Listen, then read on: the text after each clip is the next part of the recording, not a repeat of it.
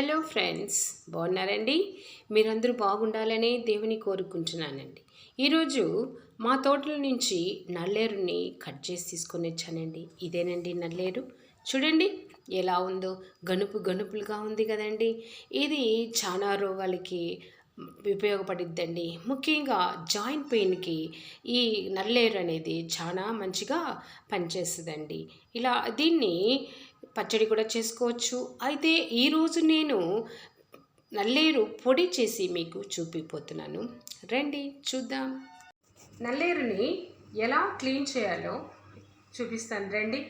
ఇలాగా ఒక 3-4 గనుపులు ఉన్నట్టు మనం చెట్ల నుంచే కట్ చేసుకోవాలండి. చూడండి ఎలా ఉందో, జాయింట్గా ఉంది కదండి. అలాగే మన హ్యాండ్స్ కూడా, లెగ్స్ కూడా ఇలాగే ఉంటుందండి, జాయింట్లుగా ఉంటుందండి. అందుకేనండి జాయింట్ పెయిన్ ఉన్నవాళ్ళు ఈ పచ్చడిని తింటే చాలా బాగా తొందరగా కూడా జాయింట్ పెయిన్ తగ్గుతుంది. అలాగే దీన్ని ఈరోజు నేను నల్లేరు పొడి తయారు చేస్తున్నానండి. పొడి చేసి మీకు చూపిస్తున్నానండి. చూద్దామా ఎలా దీన్ని మనం క్లీన్ చేయాలో మీకు చూపిస్తున్నాను. జస్ట్ బీరకాయ మనం ఎలా క్లీన్ చేస్తామో అలాగేనండి. చిన్నగా ఈ నారుని ఇలా తీసేసుకోవాలి. 4 సైడ్స్ కూడా మనం చక్కగా ఇలా తీసేసుకోవాలి.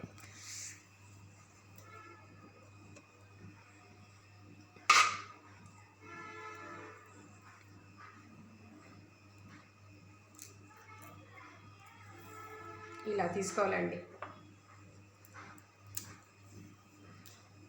ఇలాగా నారుని పక్క పెట్టేసుకొని చక్కగా ఇవన్నీ కూడా మనం ఇలా నారు తీసేసుకొని తర్వాత నల్లేరు పొడి చేసుకోవాలండి. చూసారండి ఇలా ఉంటుందండి కట్ చేసినాక. నేను మీకు ఒక మాట చెప్పడం మర్చిపోయానండి. ఇది కట్ చేసేప్పుడు ఫింగర్కి ఆయిల్ ఇలా అప్లై చేసుకోవాలండి. ఇలా అప్లై చేసుకొని మనం ఇలా ముక్కలుగా కట్ చేయాలి. ఎందుకంటే ఇది మనం ఆయిల్ లేకుండా కట్ చేసినప్పుడు మన ఫింగర్స్ అన్ని బాగా జిలపుట్టిద్దండి. అందుకని మనం ఇలాగా ఆయిల్ అప్లై చేసుకొని చక్కగా ముక్కలుగా కట్ చేసుకోవాలండి. ఎంత చక్కగా ఉంది చూడండి. కావలసిన ఇంగ్రీడియంట్స్ చూద్దామండి. నల్లేరు పొడి చేయడానికి కావలసిన ఇంగ్రీడియంట్ 1 స్పూన్ జీలకర్ర అండి, 2 స్పూను పచ్చిపప్పు, 2 స్పూన్ మినపప్పు, 1/2 స్పూన్ మెంతులండి, పచ్చి కరివేపాకు, అలాగా ఒక పెద్ద లెమన్ సైజుకి చింతపండు, 1 ఎల్లిపాయ అంటే ఒక 10-15 రెబ్బలండి. అలాగే నేను నూగుల నూనె తీసుకున్నానండి. దీనికి నల్లేరు పొడికి నూగుల నూనె వేసుకుంటే చాలా బాగుంటుంది. అంటే మనం జాయింట్ పెయిన్కి నూగుల నూనె వాడతాం కదండి.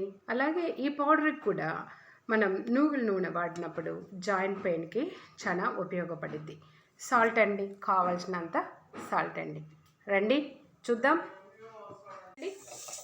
ఇలాగా చక్కగా బ్రౌన్ షేడ్ వచ్చే వరకు ఈ మెంతులు, మినపప్పు, పచ్చిపప్పుని వేసుకోవాలండి.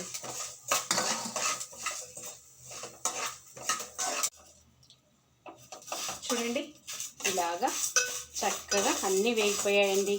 మెంతులు, మినపప్పు, పచ్చిపప్పు, చింతపండు, కరివేపాకు, అలాగే దీంట్లోనే ఎల్లిపాయ కూడా వేసేవాళ్ళండి. ఎల్లిపాయ పచ్చిది మనం వాడకూడదండి. ఎప్పుడైనా ఎల్లిపాయ ఫ్రై చేసిందే వాడుకోవాలి.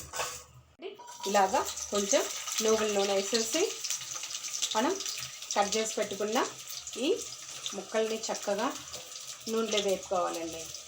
నూనెలో వేపుకోవచ్చు, లేకపోతే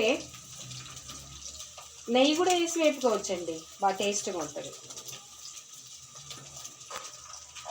చూడండి ఇలా చక్కగా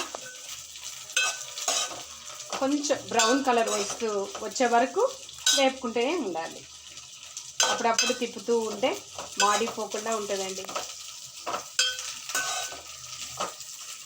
నెయ్యి పోస్తే మంచి స్మెల్ వస్తుంది, మంచిగా కూడా ఉంటుంది.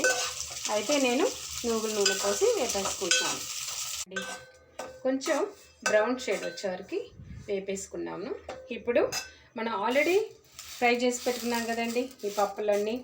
ఇవి అన్నీ కలిపి ఇప్పుడు మిక్స్ చేస్తున్నాను. చూడండి, చూద్దామా రండి. చూసారండి, ఇదేనండి నల్లేరు పొడి. నేను టేస్ట్ చూసానండి, చాలా బాగుంది.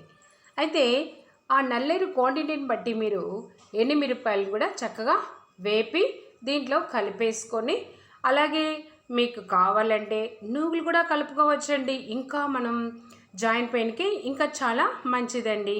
అలాగే నేను చేసి టేస్ట్ చూశాను కాబట్టి మీరు కూడా చేసి టేస్ట్ చేసి నాకు కామెంట్ పెట్టండి. ఓకే, మీరు కూడా ఆరోగ్యంగా ఉండండి. బాయ్.